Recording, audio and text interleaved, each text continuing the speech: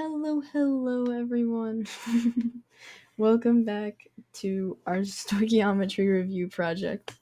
Stoichiometry surrounds the relationship between the amounts of substances involved in a chemical reaction. These relationships extend beyond mere observation, focusing on the aspects of chemical change. With stoichiometry, we can determine the amounts of reactants consumed and the amounts of products formed in a given chemical reaction, such as their masses, volumes, or number of moles.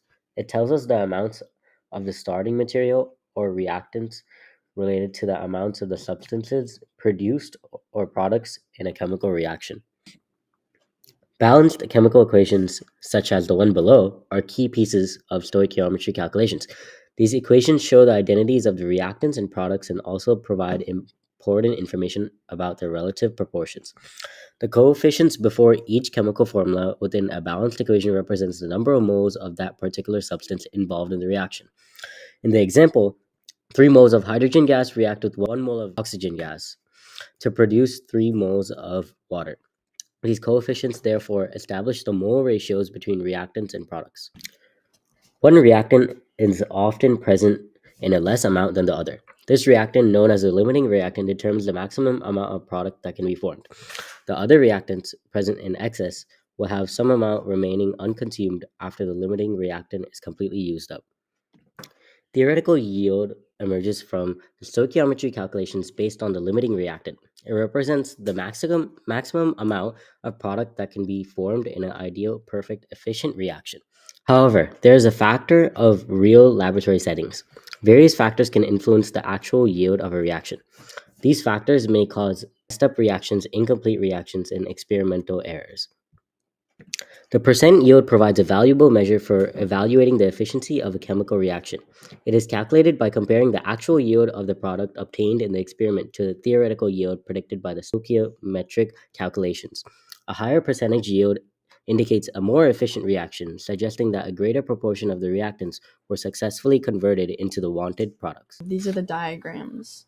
The answer is Cu solid 4H plus aqueous, 2NO3 minus aqueous, 2NO2 gaseous, Cu2 plus aqueous, 2H2O liquid. The Cu solid in the first diagram becomes aqueous in the second because it now has the 2 plus it is an ion and becomes aqueous. The H pluses look like they go away, but it's just because they react and become H2O, which is a liquid and is not counted in the diagram, even if it's counted in the equation because of conservation of mass. The diagram has 4 Al and 8 Ag plus ions, and the second diagram only has 2 solid Al.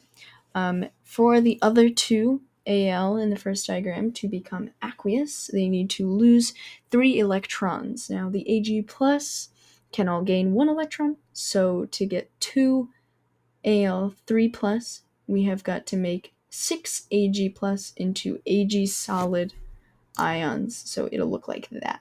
They will trade their electrons. This one is finding the identity of an unknown metal.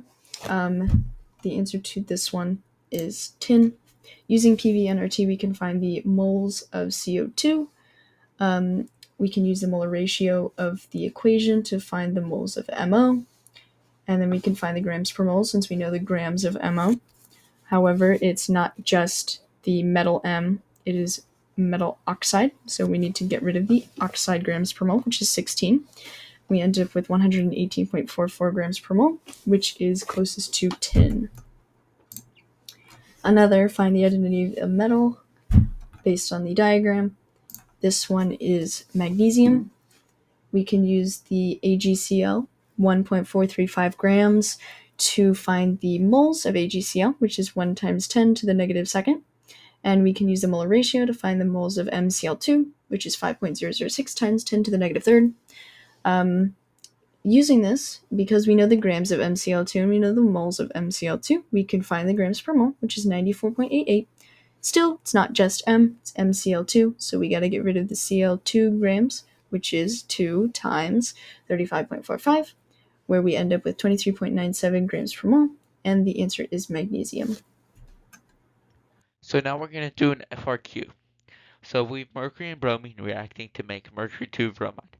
So we're trying to find what mass of mercury 2 bromide can be made from 10 grams of mercury and 9 grams of bromine.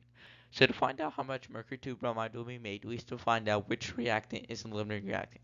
So first we have to write out the balanced equation. Then we take one of the given masses and we create a train track to make grams of mercury 2 bromide. Then we take the other given mass and create the same train track, but using bromine instead of mercury at the beginning. And then we get 17.97 grams of mercury 2 bromide from the mercury, and then 20.3 grams of mercury 2 bromide from the bromine. So the 10 grams of mercury made less mercury 2 bromide, so it's a limiting reactant. So 17.97 grams of mercury 2 bromide will be made. Now we have to find out how much reactant is going to be left behind. Using the last part, we know that bromine is the excess reactant. So to find out how much is left behind, we have to make a train track starting with our mass of mercury 2 bromide that's created, then the molar mass of mercury 2 bromide, then the mole ratio, then the molar mass of bromine. We get 7.98 grams of bromine. Now we have how much bromine we started with and how much we used, so we subtract these two numbers and we get 1.07 grams of bromine that will be in excess after the reaction occurs. Finally, we're going to be practicing percent yield. The formula for percent yield is experimental value divided by theoretical yield multiplied by 100. Our experimental value is 16.70 grams and the theoretical value is 17.97 grams. When we divide these two numbers, we get 0.929 and then we multiply by 100 to get 92.93% yield.